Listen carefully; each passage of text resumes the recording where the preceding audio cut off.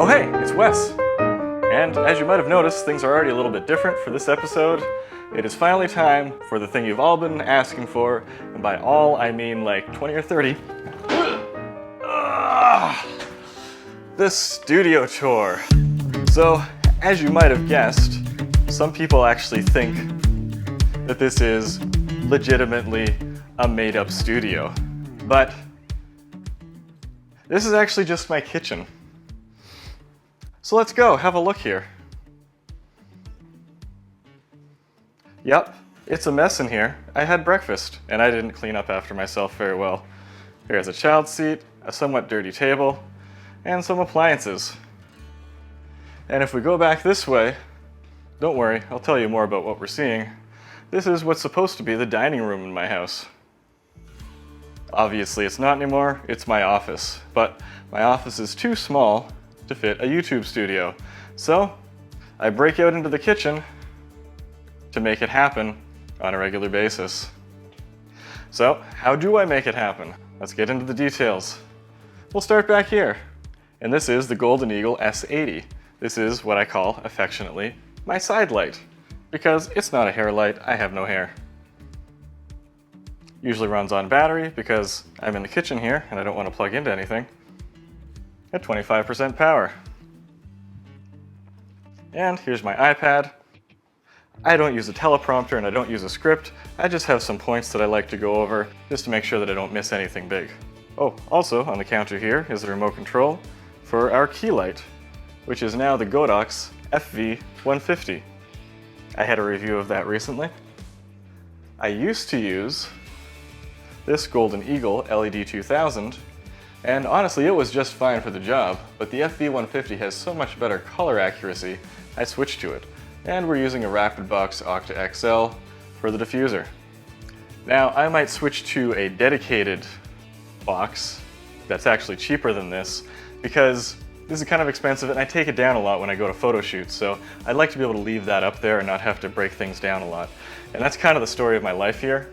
These cameras that I'm using, for the most part, and we'll get into that further, are ones that I take down to go to photo shoots and then put back up here. They're not video-centric cameras, they are my photography cameras, because my primary income source is photography. Mostly weddings, a lot of commercial and real estate, and personal family stuff too. So let's look at the cameras. Starting with our A-cam, as many of you might already know, it is my beloved Sony A9. So the question is, why is this my A-cam? Well, it's not just because the autofocus is just a little bit more reliable than in my other camera. It's because in the box it comes with this bracket here to stabilize the HDMI connection. And this just makes it way less likely for me to break a port or a cable while I'm doing what I'm doing. And on this A-cam we have the Rode Wireless Go. Camera itself is wired into a 21-inch monitor. So this isn't a video monitor or anything, it's actually just a cheap computer monitor I bought on Kijiji for $100. And it does the job. So you can see I'm monitoring my mic levels here, and oh, my shutter speed got switched. That's better. And it lets me know everything I need to, and it's nice and big.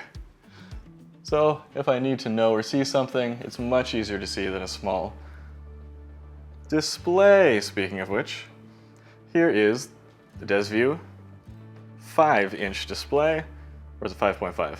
Anyway, you can see my review on that. On my Sony a7 III, which is my B cam. As for lenses, I have the Viltrox 85-1.8, and on the main cam, it is the much beloved and mixed relationship Sony Zeiss 35-1.4. So this one is just for the side shots, and this one as well, 1/125th of a second, f1.8, ISO 100. Whereas with my bokeh addiction, I have my main camera at 1.6.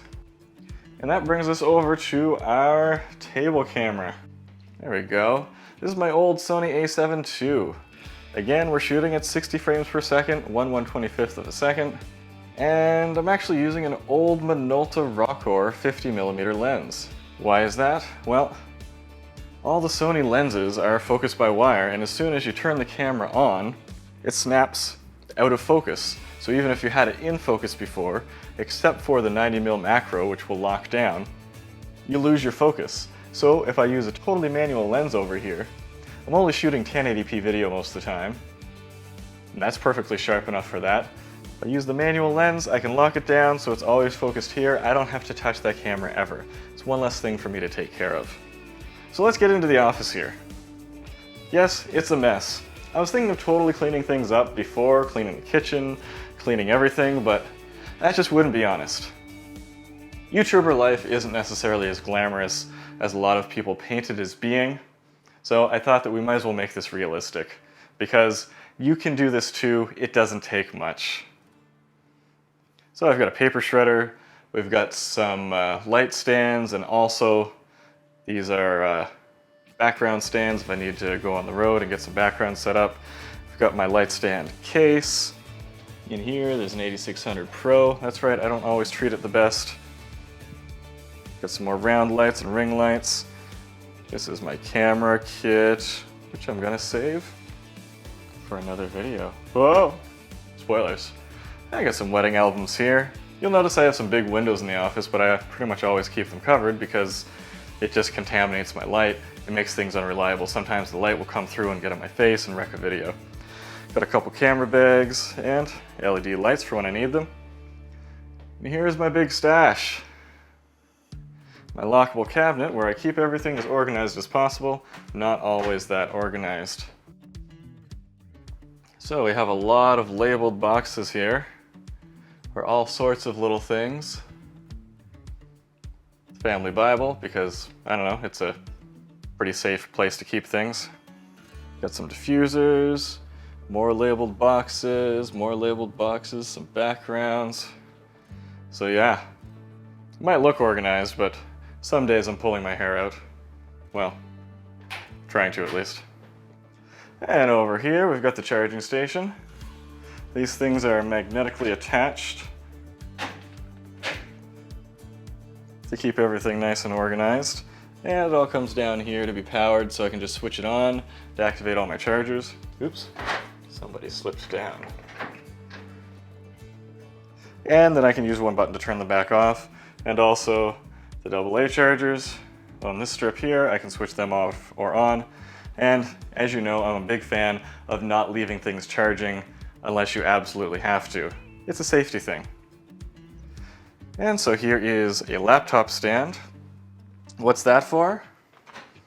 That's for this laptop from 2008, 12 years old now I guess.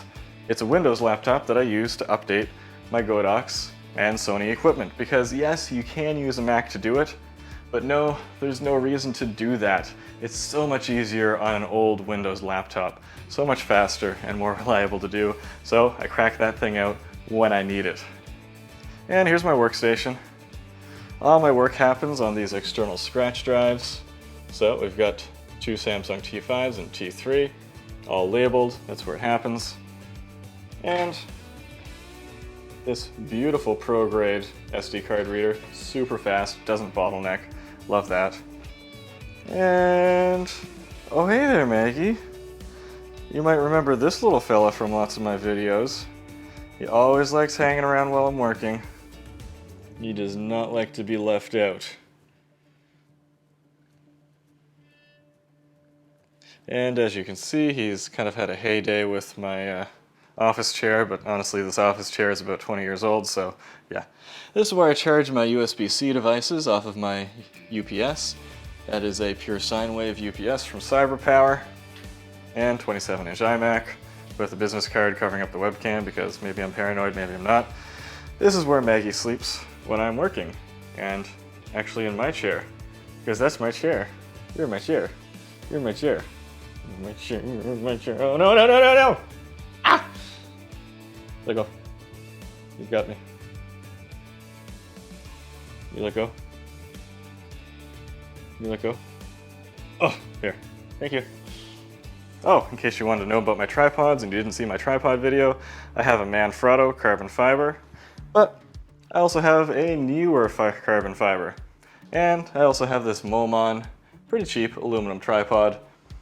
They're all great for travel. They get compact. They do the job for sure. Most of the time when I'm going out for real estate shoots though, I bring out this Manfrotto. Because the legs aren't as wibbly wobbly, it makes things just a little bit easier to do. And so yeah, that is my studio. I'm actually planning on moving pretty soon. We're going to pull up our roots and move out of this little duplex and hopefully go to a space that has 2 living rooms, and one of those living rooms is going to become the new photography and YouTube studio. As it is, this space right here isn't great for photography. The ceilings are decently high, but the room isn't big enough to get back far enough. You kind of have to shoot with a 55mm lens, and as much as I love my Sony Zeiss 55, it's more flattering to use longer focal lengths. So looking forward to moving out of here as soon as somebody buys this house. Buy my house, please. It doesn't come with any photography equipment, but hey, it's a great place to start out. So there you have it. Thank you, all of you, so much for helping me get to 10,000. And also, I hope that this studio tour has been useful to you. If you have any questions about all this stuff that I ran through, let me know down in the comments. I'm always hanging out there. I get notifications, not for replies to responses though. YouTube's funny that way. Yeah, I hope this has been helpful to you because I hope that it's been realistic. Not everyone's YouTube studio is a fancy shiny place with dedicated video LED squares and cinema red cameras and Sennheiser shotgun mics. I use these mics because I use them for wedding wirelessly. But they're super convenient for me. They're easy to pair, easy to set up, and the sound is more than adequate for YouTube. The entire YouTube setup kind of came up from the ground. It started just shooting in manual focus on my A7 II, having to sit real still, using a newer LED ring light that was super cheap, and a $1 umbrella for my light source. And it kind of just built up from there. And honestly, what I have, it's probably more than is necessary. Or, as you may or may not have noticed, I'm not using a gimbal or a stabilizer or a slider. It's all just on my newer carbon fiber tripod, or handheld using my Sony Zeiss 90mm macro. Those are what I use for the macro shots in my opening crawls of my videos. And also just some of those little RGB LED lights. Nothing fancy going on here, just using what I have to do the best that I can. And again, thank you everyone for subscribing and watching. Please continue to like and subscribe and share my videos. I hardly ever ask that because I feel like a tool when I do. You're all adults, so you can do what you want. Well, actually I know you're all adults because pretty much no one under the age of 18 watches my videos, and almost no females watch my videos except for Megan and Bev. So, hi Megan and Bev. It's great to have you here again. But until next time, I'm gonna go kick my cat out of my chair so I can import some videos. And then, I'm gonna go take some photos. I'm gonna go up here now. I need to use this chair. Can I use this chair? Can I use this chair? Oh, hey there. Hey there.